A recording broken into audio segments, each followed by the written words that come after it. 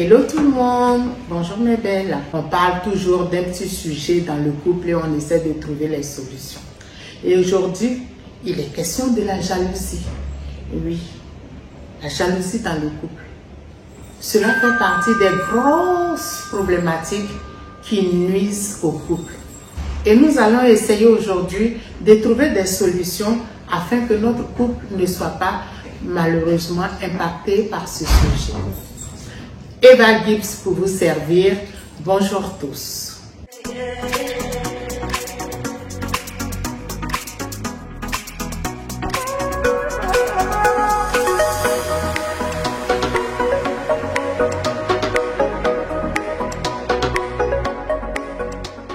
Alors, il est question de jalousie aujourd'hui et tout le monde sait l'impact négatif que peut avoir la jalousie dans le couple.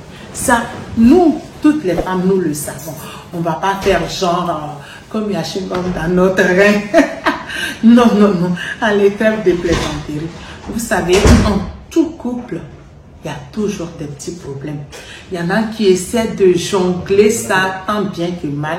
Mais la jalousie est un gros problème dans le couple. La jalousie mine nos différents couples.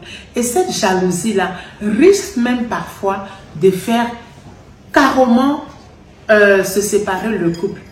Ce qui est malheureux quand on sait que les gens se sont mis en couple depuis bien des années et que malheureusement la jalousie arrive et puis au bout de juste quelques temps, tout capote, tout est à terre, tout est foutu, on ne peut plus rien faire. C'est vraiment malheureux. Et vous savez, quand on est avec un homme, on est avec une femme, on ne dit pas les premières années, non. On va dire, passer un an déjà, on doit pouvoir être en mesure de faire confiance à son homme, à sa femme. Quand madame n'est pas encore rentrée, on se dit que certainement elle a des courses à faire. Quand monsieur est parti du boulot, on sait qu'habituellement il rentre aux alentours de 20h et qu'il est 20h30, 21h30, qu'il n'est pas encore rentré. La première chose qu'il faut faire, inquiétez-vous. Oui, il faut vous inquiéter parce que de nos jours, il y a tellement de choses qui courent dans la vie des uns et des autres que quand on a son homme ou sa femme qui ne rentre pas, la première des choses que vous devez faire, ne vous précipitez pas sur votre téléphone pour chercher à accuser la personne. Et pourquoi depuis tu n'es pas rentré? Et c'est parce que tu es sorti, et c'est parce que tu es avec elle, c'est parce que tu sais, c'est trop. C'est trop. Ça met la pression pour rien. Est-ce que vous savez que les gens sortent de la maison, ils se disent, écoute chérie, à ce soir, et qu'il n'y a plus de soir. Parce qu'entre-temps, la personne a eu un accident.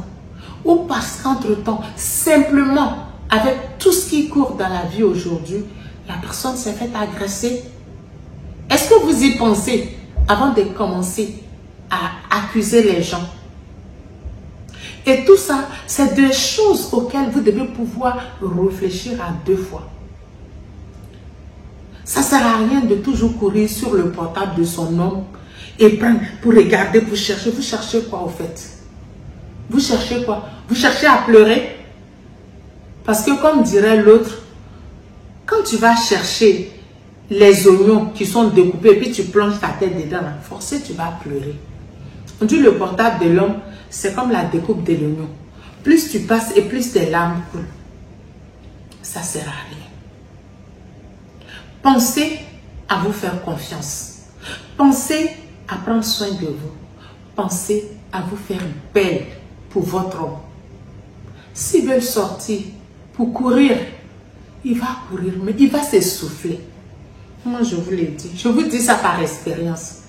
Il va courir, il va s'essouffler. Et il reviendra vers vous.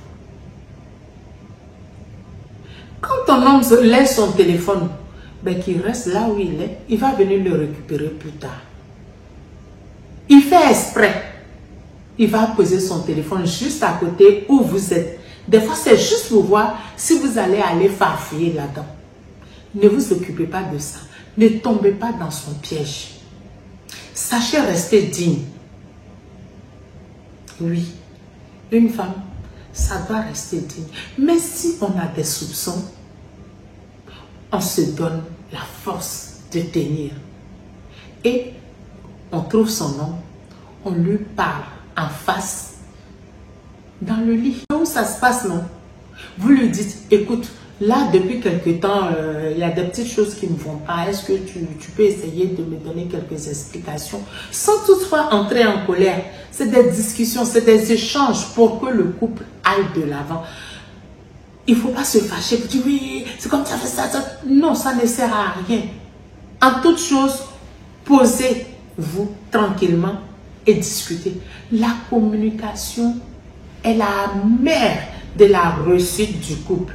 Parce que si vous ne communiquez pas, il y a des choses que toi tu penses être ça, alors qu'en fait c'est pas ça. Comme dirait l'autre, il y a des choses et des trucs. Tu vas confondre ça parce que tu n'as pas justement l'explication qu'il faut. Vous n'avez pas communiqué et tu pars sur des a priori. Tu te plains, tu te fâches, tu fais plein de choses qui ne sont pas à faire parce qu'il y a les soupçons qui te rongent. C'est pour ça qu'il faut discuter. C'est pour ça qu'il faut communiquer. Il faut que la communication soit présente. Matin, midi, soir, sans pas devenir même comprimer des paillots. On s'en fout. L'essentiel, c'est de communiquer. Parce que plus vous communiquez, et moins les problèmes s'affichent. Quand vous ne communiquez pas, il y a des non-dits. Et tous ces non-dits-là, quand on a des soupçons, ça va très vite. Ça fait qu'on réfléchit très vite et on tire des conclusions hâtives. Alors, essayez un tant soit peu de faire confiance à votre moitié. Essayez de lui demander ce qui vous tracasse. Posez-lui la question. C'est la personne qui est concernée. Elle a la réponse. Elle a la réponse à ce qui vous tracasse. Elle vous donnera la réponse. Et vous trouverez même que, oh là là, je me suis fait plein de films pour rien. Oui, c'est ça. Quand on communique, on évite beaucoup de problèmes. Et la confiance en sa moitié est la pierre même de l'accomplissement d'un couple. La confiance en son conjoint, c'est ça, c'est de là que part tout l'aboutissement de la dureté, de la pérennité du couple. C'est pour cela que quand il y a des choses que vous ne comprenez pas, posez toujours la question afin que votre moitié puisse vous répondre pour éviter tout embrouille. Nous n'allons pas partir bien longtemps parce que je pense que l'essentiel a été dit. Donc, on va se dire encore une fois, à très prochainement pour la prochaine vidéo. Pour ceux qui arrivent maintenant sur la chaîne et qui ne savent pas où elles sont, sachez que vous êtes sur la chaîne de Eva Gibbs, la chaîne qui partage les secrets des couples pour perdurer, pour pérenniser. La chaîne en un mot qui vous aide à vous reconstruire quand votre couple bat de l'aile. Quant à moi, je vous dis à très prochainement, à la semaine prochaine.